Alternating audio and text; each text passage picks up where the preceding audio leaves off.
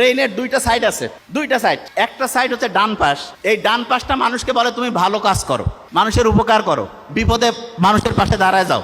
আর বাম পাশ যেটা আছে সেটা লেফট সাইড, এটা হচ্ছে কয় তুমি একটু স্বার্থপর হও, লজিক দিয়ে চিন্তা করে, কয় যে তোমার থাকলে তোমার হবে, মানসিক দিয়ে লাভ কি, এ কয় মানুষের বিপদে যায় যদি তোমার জান যায়।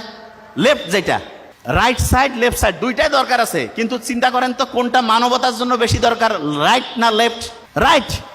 অন্যের বিপদে আগায় যাওয়া, মানুষকে হেল্প করা, এটা সবচেয়ে রাইটের কাজ।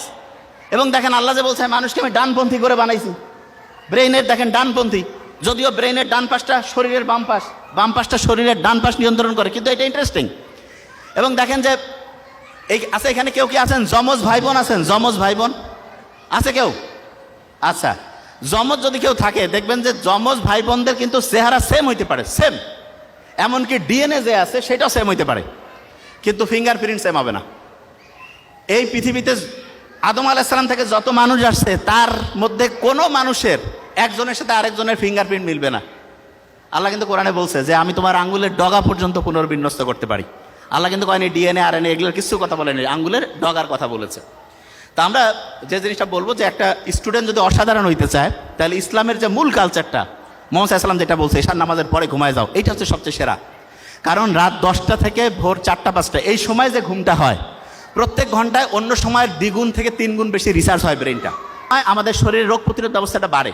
আর যেই রুমে আপনার সন্তানকে রাখবেন সেই রুমে একটু গাছ লাগাবেন, এবং পারলে জানালার মধ্যে জানালা দিয়ে গাছ দেখা যায় এরকম ব্যবস্থা রাখবেন। তাহলে কি হবে, আপনি শুনলে অবাক হবেন, আপনার মন খারাপ হইলে গাছের ছায়ার নিচে গেলে মনটা একটু ভালো হয় না? বিজ্ঞানীরা এখন দেখছে ফাইটোসাইট বলে একটা উপাদান আছে, সেটা আমাদের শরীরের যে রোগ প্রতিরোধ ব্যবস্থা ওকে যে উৎসাহিত করে, কয় আরো ভালো করে কাজ করো, মনটা তখন চাঙ্গা হয়ে যায়। সূর্যের আলোর নিচে প্রত্যেক দিন যাবেন, গেলে দেখবেন যে সূর্যের আলোর যে সানলাইট, সেরোটোনিন ক্ষরণ হবে, মনটা চাঙ্গা হবে, কাজ করতে ভালো লাগবে। তার মানে আপনি ইসলামী যে বিধানটা আছে সেই বিধানটার সবচেয়ে সেরা জিনিসটা হচ্ছে রুটিনটা ঠিক করা। আচ্ছা, আমাদের দিনটা শুরু হয় কি ফজর থেকে না মাগরিব থেকে বলেন তো? দিনটা শুরু কখন? দিন মাগরিব। দেখেন ইসলাম যে সেরা তার শেষ উদাহরণটা দিয়ে শেষ করছি।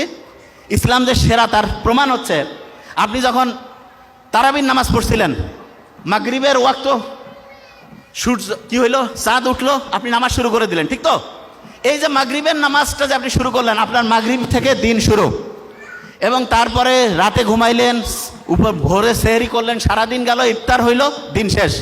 বিজ্ঞানীরা বলতেছে যে সবচেয়ে সেরা রুটিন বানাইতে চায় তার জন্য সবচাইতে সেরা রুটিন ফলো করার বুদ্ধি হচ্ছে মাগরিবের পরে সে রুটিন করবে।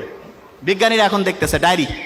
তার মানে দেখেন ইসলামের আল্লাহ কি সায়েন্টিফিক, কারণ মানুষকে বানাইছে তো আল্লাহ, এই জন্য মানুষের জন্য কোনটা সবচেয়ে কল্যাণকর সেটা আল্লাহ সেট করছে।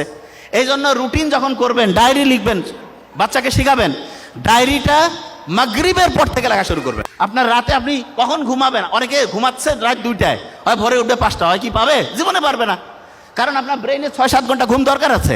এই কারণে আপনি মাগরিবে রুটিন করে ফেললেন যে আমি 10টার মধ্যে ঘুমাই যাবো, ভোর 4টা-5টায় উঠবো, উঠে একটু পড়াশোনা করব, তারপরে দিনে একটু সূর্যের নিচে হাঁটাহাঁটি করবো, বুক ভরে শ্বাস নিব, ছাড়বো।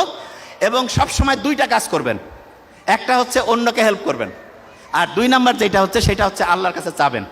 বিজ্ঞানীরা দেখছে 2টা কাজ কেউ যদি করে, লাস্ট 2টা কথা, একটা হচ্ছে কেউ যদি সবসময় অন্যকে বিপদে হেল্প করে, আর যদি কেউ হচ্ছে রেগুলার প্রেয়ার করে, তাহলে তার ডিপ্রেশন, অ্যাংজাইটি এগুলোর কারণে মৃত্যুর যে সম্ভাবনা 30% থেকে কমতে কমতে কমতে 0% হয়ে যাবে। তা আমরা আশা করি প্রত্যেকে ইসলামের নিয়মগুলো মানবো এবং অসাধারণ জীবন ব্যবস্থার মধ্যে চলে যাব। Thank you so much.